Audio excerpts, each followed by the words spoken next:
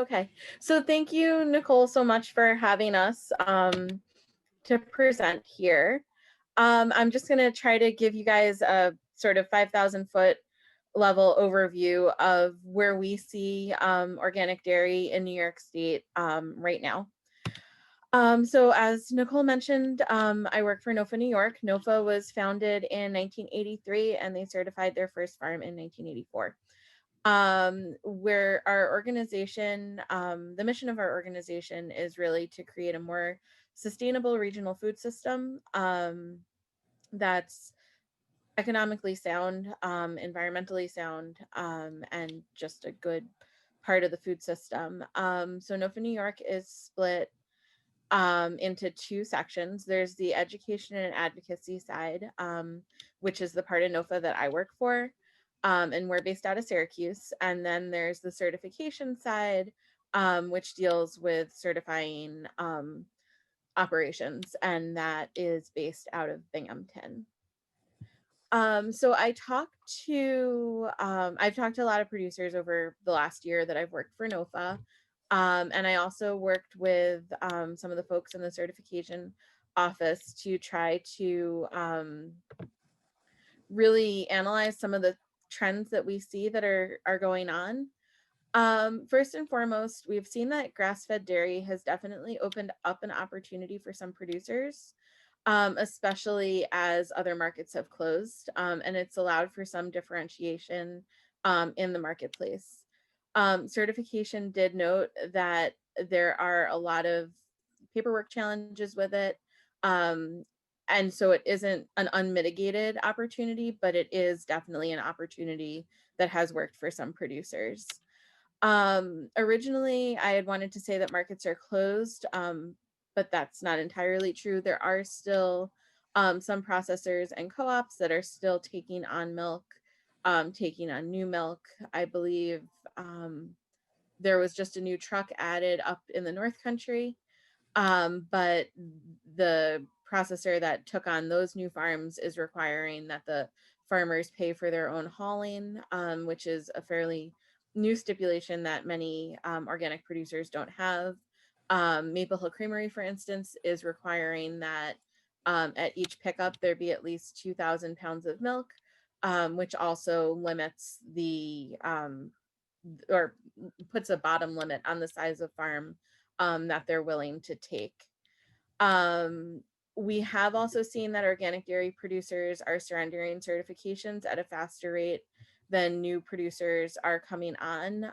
Last year, 27 NOFA certified producers surrendered their certification through us.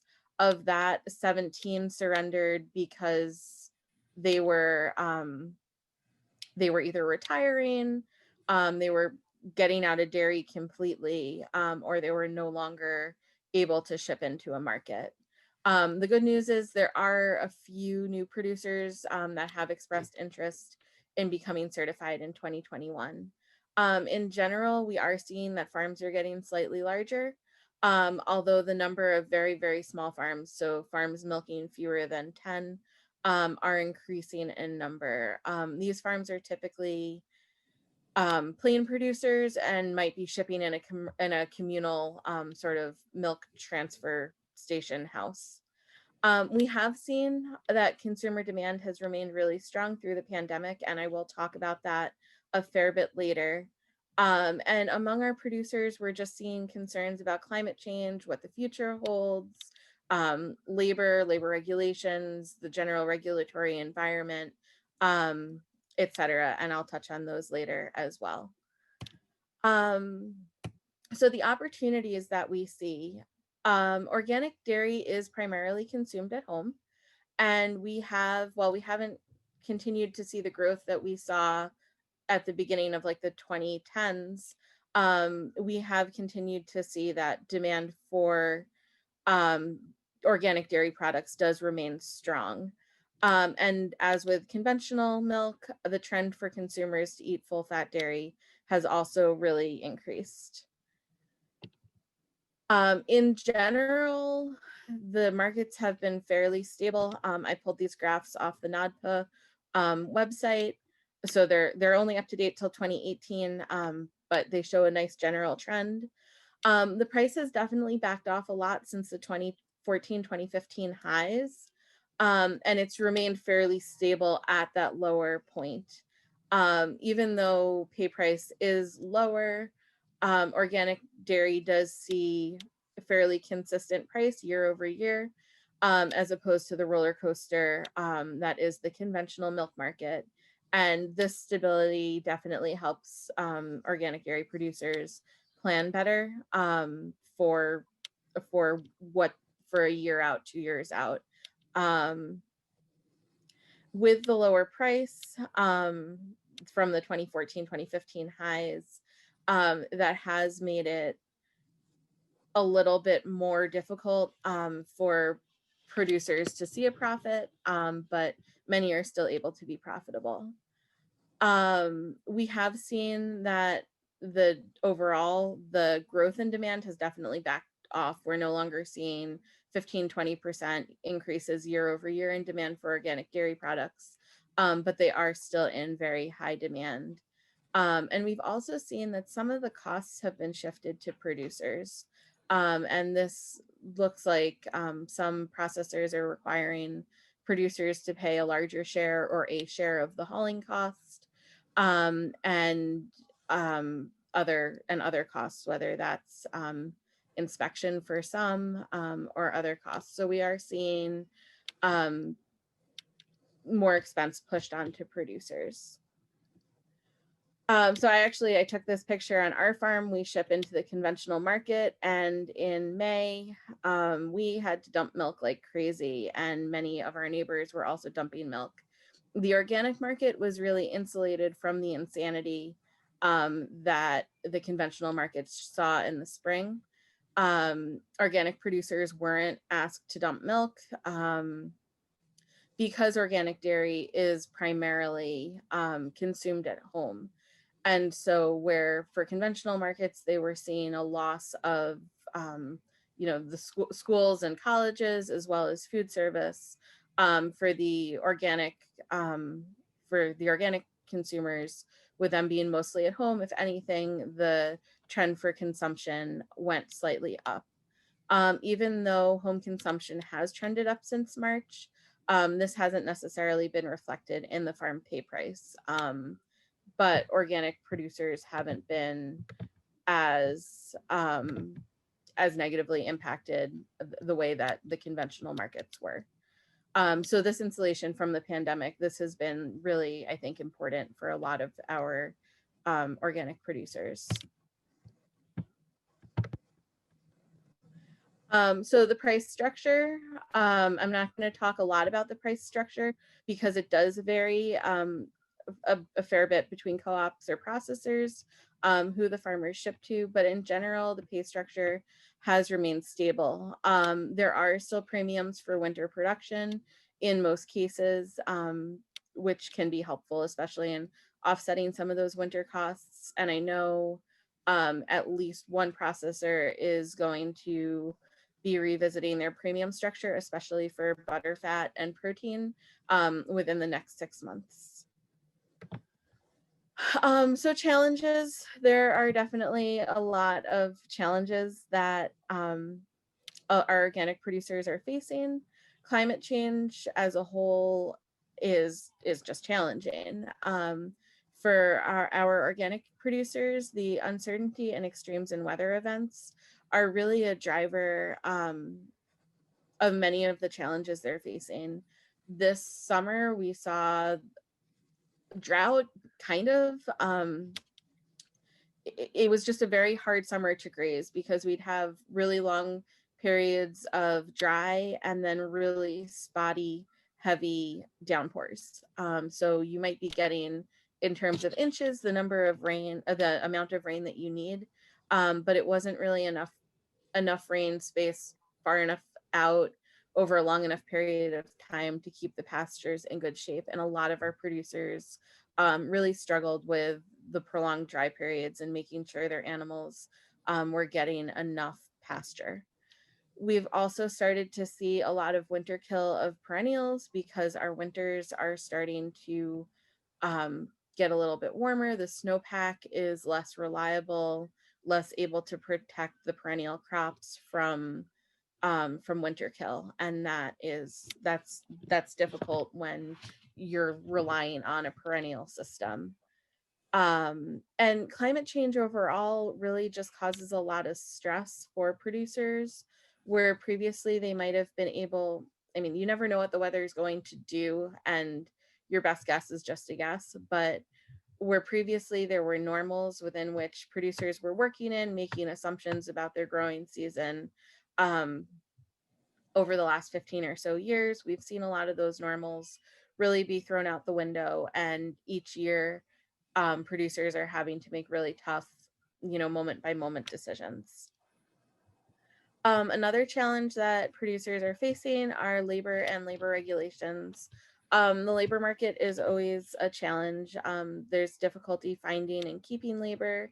This is in part due to, you know, the price that farmers are, or the price that farmers are willing to pay employees, and also just challenges with navigating the labor market. We're also seeing challenges in hiring and transitioning to family labor. Um, Depending on how the farm is set up, it can actually be fairly costly to take on the younger generation, because you have to do things like pay for workman's comp, possibly pay for insurance. Um, that can make it really difficult for a small farm to then bring on that younger generation. Another challenge we're seeing is that organic dairy is a commodity, and it behaves like a commodity. And so, even though consumer demand has remained strong, we haven't necessarily seen an increase at the farm gate price. And the margins in organic dairy do remain fairly slim. And where previously, producers could look at other revenues or other avenues to generate revenue, many of these avenues have been closed, or the revenue they can generate through those avenues has been severely curtailed. So as the overall organic dairy market has closed or mostly closed, the market for organic dairy heifers has really taken a turn, and organic dairy heifers are not worth what they were maybe 5 years ago, or definitely 10 years ago.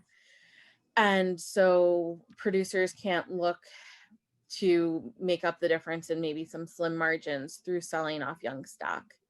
The market for organic dairy culls is also fairly poor, especially as we import organic beef from other countries. And so the cull cow market isn't necessarily the revenue stream that it could be. And with the poor conventional market, this also drives a poor cull market, because if you're selling your organic dairy cow into the conventional cull market, you're not necessarily going to see any real profit from that animal. How to transition in the next generation is also a struggle that many of our producers are facing. So for young farmers that want to go out on their own, they're not necessarily able to go get their own market right now, with many of the markets either being closed or those that are actively seeking milk requiring, that 2,000 pounds per pickup. And so it can be a real struggle for young farmers who want to dairy, to get into the organic dairy market. For the processors and co-ops that have their producers on quota, these restrictions can be really difficult. If your farm is able to support one family, they're not necessarily able to support two, although in some cases they are. But when you bring on that younger generation, you need to be able to support them on the farm as well. And by not being able to add more cows, more pounds of milk, um, it just makes it more challenging. Either you're looking then at having to diversify into another type of production, or you're looking at, either the younger generation also having to take an off-farm job, or really sort of navigate what coming into the farm might look like. A lot of the producers I've talked to over the last year um, have mentioned that they're a little bit concerned that organic dairy is moving onto the conventional treadmill. So in the conventional markets, it's constantly milk more cows, milk more cows, milk more cows. Just in order basically to tread water and stay somewhat profitable-ish. Um, and there's this concern that with organic dairy, with margins being tighter than they were maybe 5 years ago, is organic dairy headed in that same direction where you need to milk more cows in order to remain profitable? And how at some point you sort of hit the top level of how many more cows can you truly milk while remaining like true to organic ethics. So we do have a lot of sort of questions that we've seen producers asking, and I wanted to share some of them. So soil carbon sequestration. Is this going to be an opportunity? Is this going to be an opportunity that organic dairy can take advantage of? What does this opportunity look like? Will there be a market for buying carbon credits, selling carbon credits? How are scientists and economists going to build the models? Will there be a preference for perennial agriculture, or will they really be looking more towards no-till agriculture, which favors conventional farms? And so we do have a lot of producers who are interested in soil carbon sequestration, for its own sake, but also potentially for the opportunity. But there do really remain a lot of question marks around what exactly this is going to look like. There's also always the question of what does the future hold? 2020 has been a year. This year has been incredibly hard for everybody, whether you're in the dairy industry or not. The pandemic has been hard. And so there's a lot of our producers are feeling stress. And a lot of them are feeling uncertainty. And figuring out how to navigate through both the current pandemic situation and then moving forward. I tend to find that when I talk to producers, um, we might be talking about pasture, but really a lot of the conversation, especially at the beginning of the conversation, is just checking in and seeing how they're doing. The regulatory environment is always a question mark, and wondering what the future holds there. The regulatory environment could be its own huge presentation, so I'm not going to get into it, but that is also a question that weighs on a lot of producers' minds. Um, there's just a lot of, I should have said a lot of general stress, not a lot of general strength. But there's just a lot of general like stress right now. And then there's also a lot of questions around opportunity. Periods of disruption like we're in right now, they can lead to changes, and being able to access those, to look at those changes and say, okay, what's different? What opportunity can I take advantage of? And so there's a lot of conversation about what those opportunities might look like and how to best capture them at the farm level. And then finally, innovation. We need to keep demand for milk strong. We need to keep demand for organic dairy strong. And so how do we encourage consumers to use more dairy? How do we keep the markets so that we don't see market share move over towards either other milk replacement beverages or just other beverages, period? How can we innovate in value added products? How can we add value to milk? Do we need to necessarily ingest milk, or can we use milk to make other products? So there really is a lot of room for innovation, I think, in dairy. And I know a lot of producers are curious about what that's going to look like. So yeah, does anybody have any questions? Thank you so much, Sarah.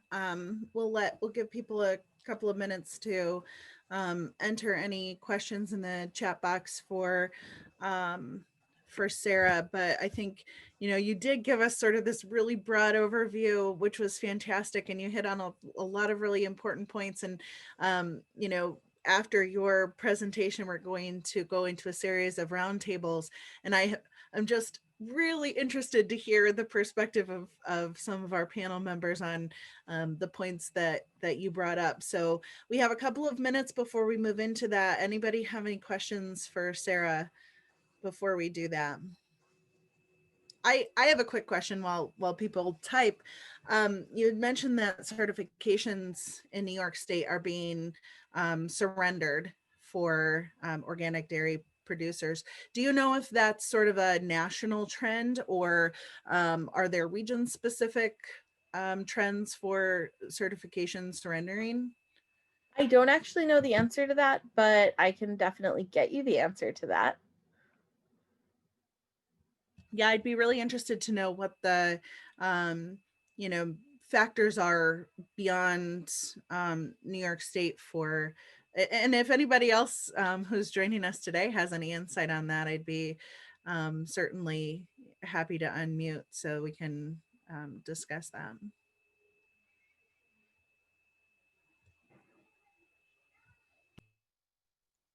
Maybe I can ask a quick question. Any thoughts on where there might be specific opportunities for new products that utilize either organic dairy or organic dairy ingredients such as organic powders?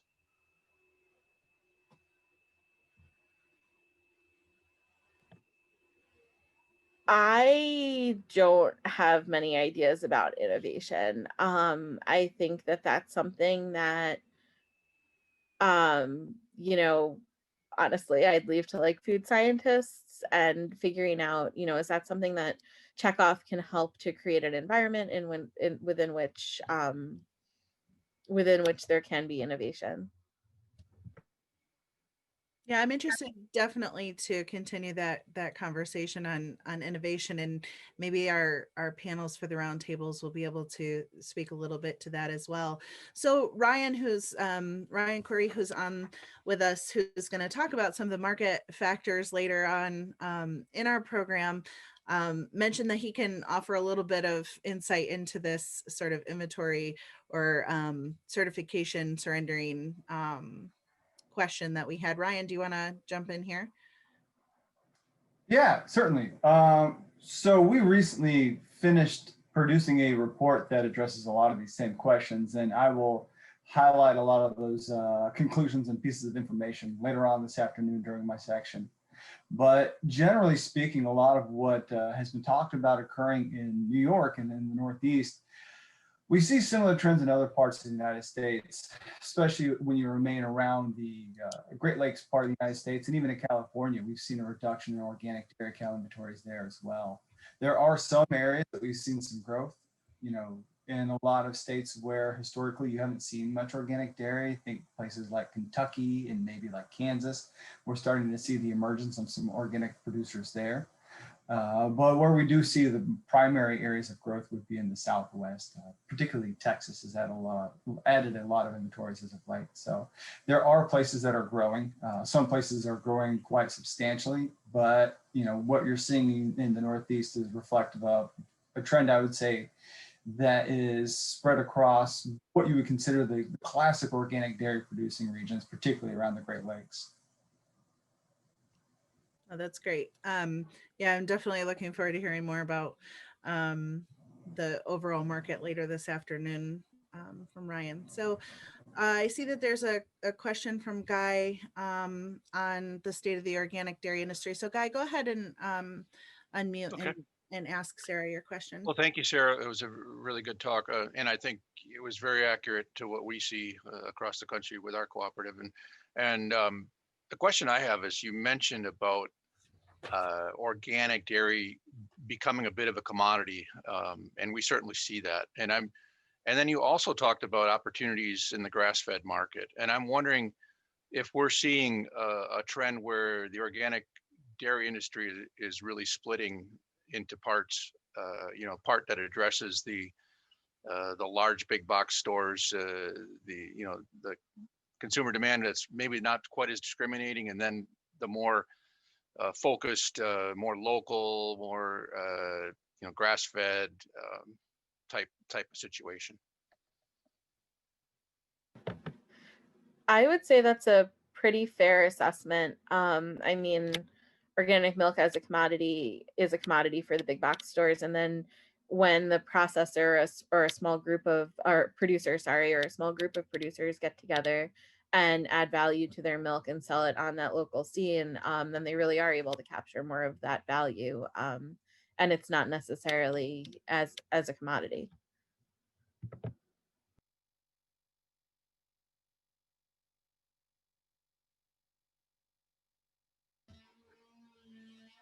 Great. I think we can probably do one more question if anybody has one last question for Sarah.